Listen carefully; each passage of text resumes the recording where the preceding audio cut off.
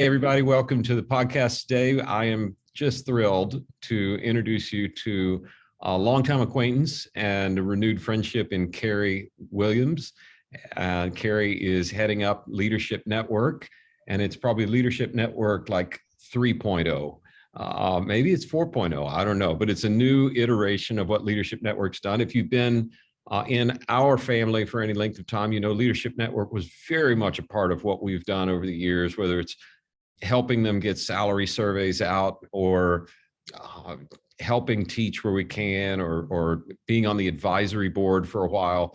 It's just an organization that's near and dear to our heart. And I was thrilled when I saw that Carrie had agreed to take over. Carrie, you want to tell us a little bit about your story? Thanks.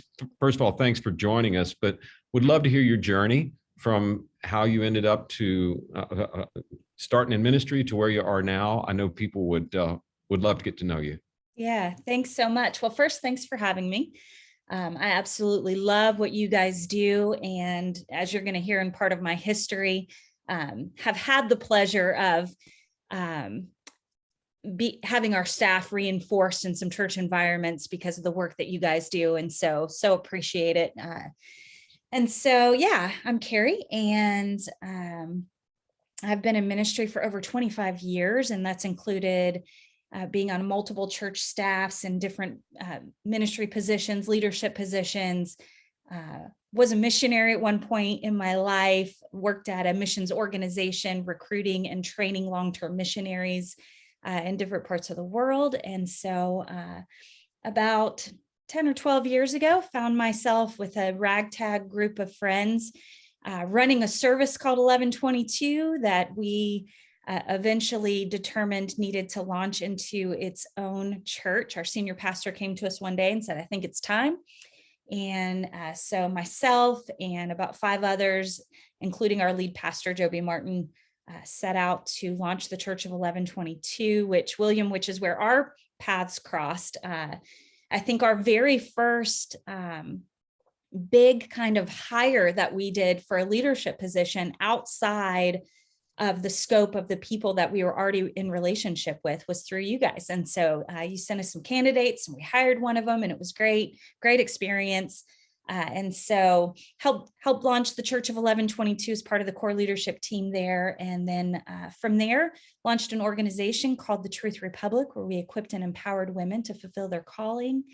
And then recently stepped into this role of CEO of Leadership Network. And so that's a little bit of my journey. Okay. And if you're not impressed with Carrie yet, it was about a year ago now. I remember Carrie's husband, Ben, is an amazing creative director. I don't know the right titles, Carrie, I'm sorry. But it started as worship leader and now kind of master of all things creative for 1122. And I think if I remember right, we were just a couple weeks away from a fairly big Sunday, Easter, and Ben got sick, right? Yeah. So my husband, he's on staff at 1122. He's the pastor of culture and creativity. And we were on spring break last year, actually with Joby and Gretchen Martin. We do our spring break every year. We kind of have this tradition of going to Disney, and we were in a hotel room, middle of the night. My husband had a seizure, which within 12 hours led to the diagnosis of a brain tumor. And so a week later, he underwent surgery to have it removed and went through 6 to 8 weeks chemo radiation simultaneously, and then has been on a journey of preventative chemo over the last year. And so the good news is there's no tumor. It's completely gone. He's cancer-free. He's doing amazing. We are hopefully approaching the end of chemo. We either have 1 month or 7 months to go. So we'll see when all is said and done. But so we're almost on the other side of it. But yeah, it's been quite the year. But I mean, the truth is, the Lord taught us through all of it how to cling to good, and really hard, and how to be really present in every single day, in every moment. And so those are lessons that I am incredibly grateful for. Well, this is a little off topic, Leadership Network, but I'm always curious to hear, as a young pastor, I would walk into a hospital room with a tragic situation and try and find the right thing to say and end up been trying to remove my foot from my mouth, because it was just, I always said were there some memories you have of people who said or did things that were really helpful? Truthfully, the things that stand out the most to me are just the people who stayed present. It Mm, wasn't necessarily the things they said. It was them just reminding me that they're praying. That was huge for us. Immediately before we even got home from Orlando, after we got the diagnosis, I reached out to a friend and just said, I need you to get into my house and I need you to write scripture on sticky notes and put it all over my house. I want the truth in front of my family's eyes. And so from that led to this whole kind of campaign, even where we literally got hundreds and hundreds and hundreds of cards with scriptures on them that were placed all over the house. And I mean, it was things like that, people just reminding me of the truth in the middle of, the hard, and just being present. I mean, that's where the biggest value really, really laid for us. And it, man, I'll tell you, William, just the body of Christ and the way that it rallied around our family, mm, just to where we didn't feel alone. mm. That week in between diagnosis and surgery, I didn't feel alone. And I really could have very easily felt very alone in kind of the despair of what we were in. And just people being present, it really mattered. So. Wow. Well, it's been said many times, but the one thing Job's friends got right was they sat still with him for 7 days before they said anything. That's right. That's good. Yep. Yeah. Yeah. Well, thanks for sharing that. And I'm glad to hear Ben's got a bright future ahead. Yeah, So, me too. and so in the middle of that, hey, we're fighting cancer. Hey, I've been a missionary. I've been in one of the fastest growing churches I've ever seen. Why not take on a new challenge? And it's not like, I mean, sorry, Ellen, sorry, all you who are going to get offended by this, but it's not like you walked into a super rosy situation where it was just, oh, absolutely, I want to do that. It was a little bit of a turnaround deal, right? Totally. A little bit of a relaunch is what, or version 4 point, whatever, as you stated before. Yeah. Yeah. And honestly, not something that was on my radar. I worked closely with Exponential over the last few years. About 3 years ago, stepped in as an Exponential associate, just through my leadership in the Truth Republic and the work that we were doing, drawing in more and more women into, being developed for the sake of the gospel in the church. And so from there, started working directly with Todd Wilson weekly on an area called Exponential Ventures, which, man, I love. I absolutely love what we're doing in Exponential Ventures. It's now called Next Ventures. We've tucked it underneath Leadership Network because it just makes sense. And yeah, it wasn't on my radar as far as Leadership Network goes, and began to have conversations with Todd regarding potential leadership role there. And first of all, I love a good challenge. It's just how I'm wired. I thrive and function better when I'm being challenged in something. And so, which is a blessing and a curse all at the same time. And can't think of any better way to live my life and spend my life. And Wow. so, and I think, the situation with Ben, honestly, pivotal moment of our lives to constantly step back and reevaluate, where are we spending our time? How are we spending our time? Are we maximizing Wow. every experience, every skill, every talent, every breath for the sake of the gospel? Are we maximizing it? Are we doing everything we can within what we can do in our life to make sure that the gospel is being shared and that disciples are being made? And so I think that opened me up to Wow. really consider the position. Wow. At the time. I don't know if I would have considered it had we not gone through all the things that we Oh, did with wow. Ben. But it did bring me to a place of, okay, God, I'll do whatever, whatever you have that's next. I'll do whatever. I went challenge accepted. Let's make sure that I'm living my life to its fullest for the sake of the gospel. And so, which led me to say yes. It's so good. And you can only do that if you realize this world is not all there is. That's right. That's right. Yeah. Yeah. You Here's- got to hold it real loose, and remember Yeah. why we're here in the first place. So I don't know if you know this or not. I haven't told you this, but about a year ago, Todd called me and said, Wilson, and said, so probably in about 3 or 4 months, I'm going to call you and tell you I need you to do a search for a new CEO for Leadership Network. Okay, what are you thinking? Hey, walk me through some of this and that and the other. And then Todd's a genius. I mean, he's literally a nuclear submarine engineer. Like, that's not an overstatement. And people don't know that about him, but I didn't hear from him and I didn't think anything of it. And I checked in with him. He said, I just don't think we need to do a search. I'm like, okay. And then I saw that he named you CEO or the board or whatever the right way to say that is. And I thought, no, he didn't need a search because I've seen her work before and I've seen how God uses her. And I was just thrilled to not get the business. So super glad you're there. thank you.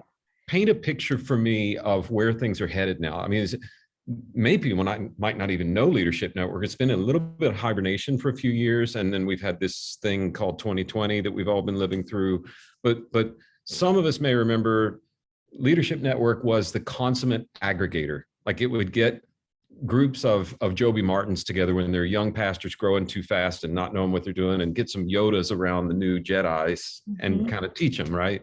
Yeah. So is that still the plan, or do we have new things that are going? Give me a sense of where you see God breathing on Leadership Network.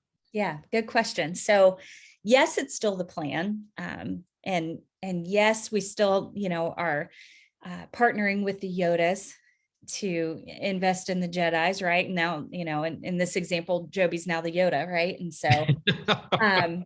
so not to age you, friend, but it's just the truth. So now I gotta interrupt. The metaphor breaks down a little because Yoda was never a bodybuilder, and I have damaging photos that I keep just in case I ever need them.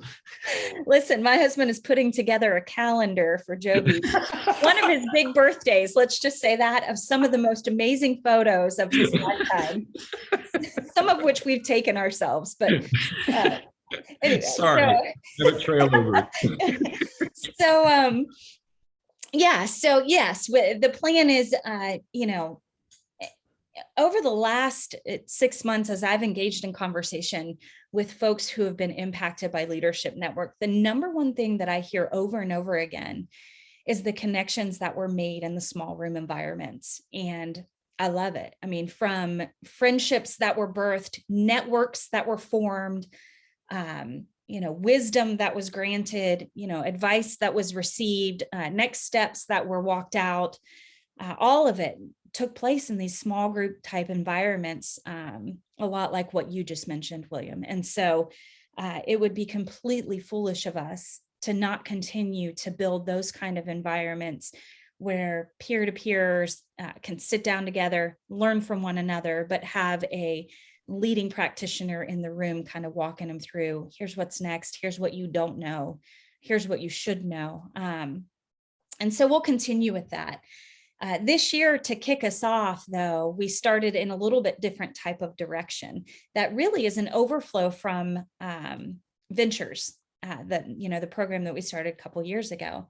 And so this year we have 6 focuses, and those six focuses include micro churches. We have a content director, Rob Wagner, and Brian Johnson, who are heading up that area. We have Church Next that talks about healthy church operating systems, and Myron Pierce heads that up for us. Generation Next, which I'm super excited about, infusing the next generation into church planting movements and multiplication. And that's being led by Hannah and Aaron Barnett with Generation Distinct.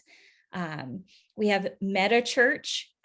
So for people who are unaware, there's this whole thing called the metaverse where churches are being birthed, and churches are being multiplied and reproduced online in these great environments where you put the goggles on and you do all the things. And so that's being led by Jeff Reed with Digital Church. And then our other 2 focus areas just come from an overflow really of Bob Buford and how he really set out to start this organization to begin with, which was all about biblical church management principles and healthy leaders. How do we make sure that we have healthy leaders? Because if we don't have healthy leaders, we don't have healthy churches. And so those are our focuses this year. And the way that we're pushing all of those out are through some key channels. One is new creative, fresh content. So we have weekly live shows and on-demand shows that are available in all of those 6 areas, and then weekly articles. This year we'll have summits that are online, 3-hour summits that folks can engage in for free to listen, learn, and watch about all of these kind of new, innovative future of the church type things. We also will be kicking off a research institute that will be in partnership with Asbury Seminary, with some, and in addition with some other folks.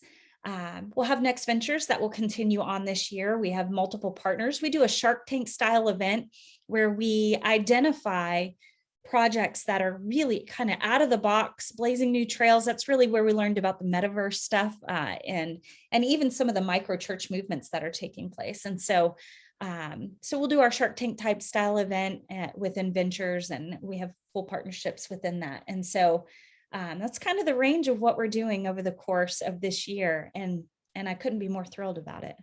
That sounds like a full plate, and with a lean staff and kind of a hungry hustle attitude. So that's right. And I forgot to mention our learning communities. So we also, in addition, have learning communities that kick off later this year in 2022 for executive pastors, worship pastors, and campus pastors.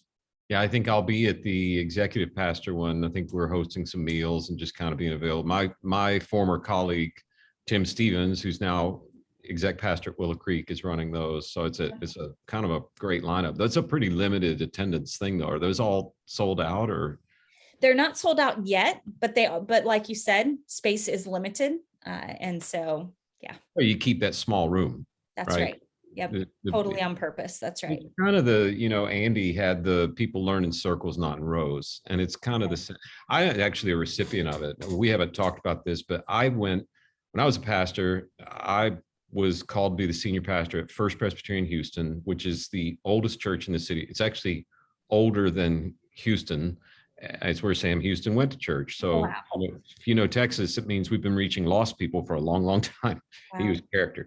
But I went there at 31.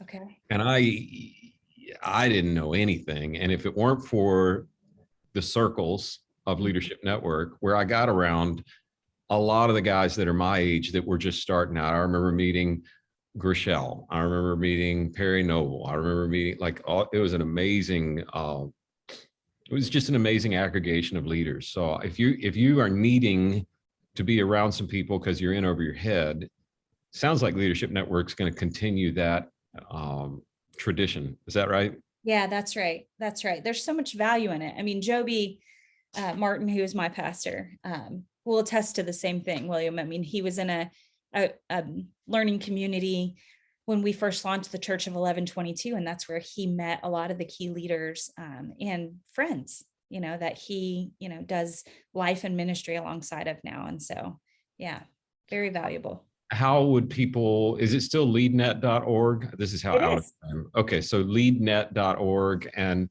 any other key pieces of information, or is there a resource that you're real excited about people should go grab right now from LeadNet? Yeah, I think the biggest thing is to engage in the weekly shows. Okay. So if you go to leadnet.org, you're going to see options to, a show page option. You're going to see all of those focus areas.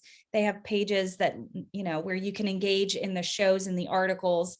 And so I encourage you, if you heard me say things like micro church and you immediately think house church and don't know why that's a network or a movement that's taking place, it's a good conversation to engage in. Yeah. Any of those topics that I just mentioned, that if, they're good. It's good to be a part of the conversation.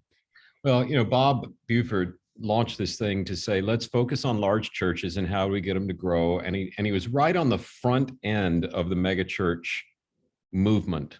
That's right. And how cool is it that you guys are being reborn right on what I think is the front end of true revival, which I do believe that's a whole nother podcast, but Yeah. very forensic reasons to believe that we're on the cusp of something new. And even if you don't want to believe that, we're at least on the cusp of a new way of doing church now that we've had to all do online. So I can't recommend going to leadnet.org highly enough. They know how to aggregate thought leaders to help people who are new in the game get equipped. And I hope people will do that. And I'd love to make the offer that if they signed up for something right now, they could get on the list for a calendar, but I don't think that's an option. The photo calendar is probably not going to be a bonus prize. Oh, hey, listen, Carrie, thank you so much for making time for us. Any last thoughts or words for those who are listening? Yeah, no, I would just say thanks again for having me. I appreciate what you guys do at Vanderbloemen. I mean, helping resource churches so that they can continue on with the mission that God's put in front of them. Super valuable. And I love the partnership that we have in working together to advance the kingdom. And I appreciate you. Well, look forward to doing a lot of things with you. There's nothing that slows the progress of the church down more than people problems. And that's kind of what we're trying to solve. And you're trying to solve leadership problems. I think if we can both get those things done, it's going to be good. So, Amen. Yeah. Thanks so much, Carrie. And thanks to all of you for listening today or watching, if it's what you're doing. If you go to vandercast.com, you'll get into the little segmented email list where you don't get beaten up with a bunch of junk. You just get show notes and what's coming up next. And we would love for you to tune in again and be a part of our conversation about how to lead teams better. So thanks for joining us.